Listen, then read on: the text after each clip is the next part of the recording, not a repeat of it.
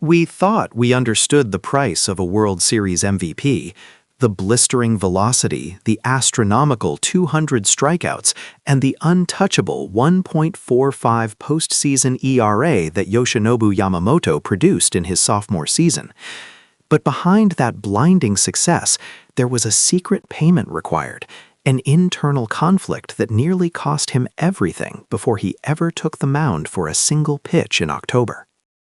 The ultimate revelation wasn't about mechanics or spin rate.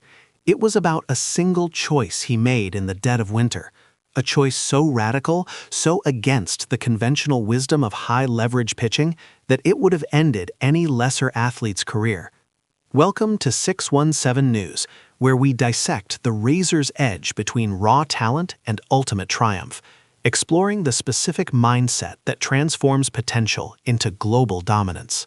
The news that Nike, arguably the largest sports brand on the planet, chose Yoshinobu Yamamoto, the reigning World Series MVP, to headline a specialized talk show titled The Winner's Mind in their exclusive Harajuku location, immediately confirms something we suspected.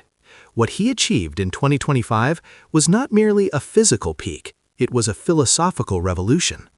We aren't just talking about a pitcher who went 12-5 with a remarkable 2.49 ERA and a 0.99 whip in the regular season.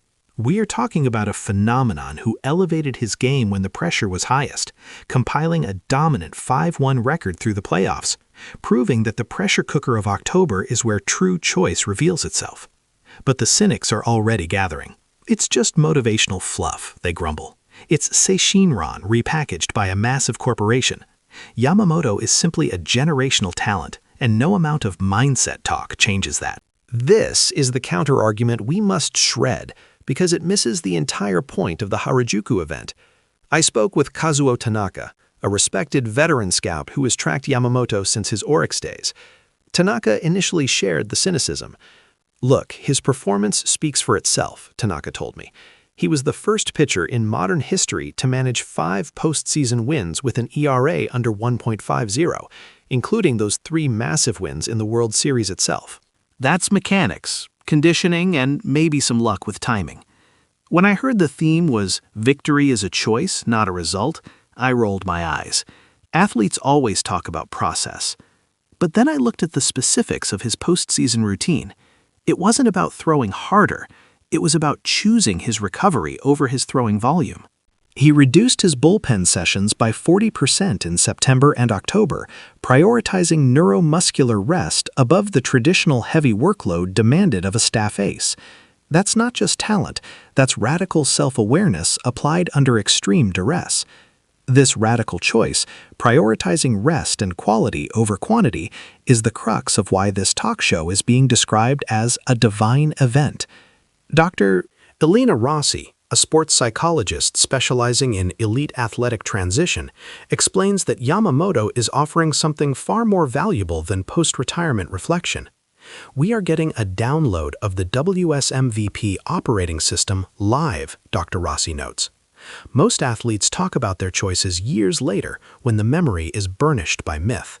Yamamoto is sharing the active, painful decision-making process he used immediately after conquering the biggest stage in the sport.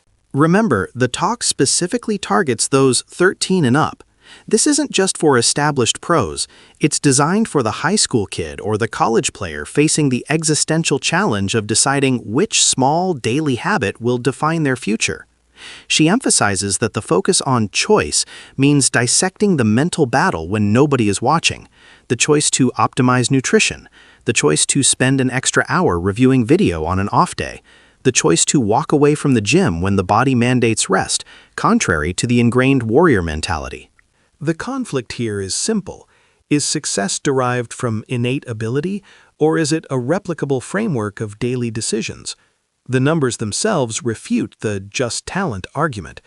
Consider the league average ERA for starting pitchers in high-leverage playoff situations. It hovers around 3.80. Yamamoto's 1.2. 4.5 ERA in the postseason is not merely better, it's statistically an entirely different tier of performance, a performance that can only be sustained by the meticulous, high-value choices he refers to.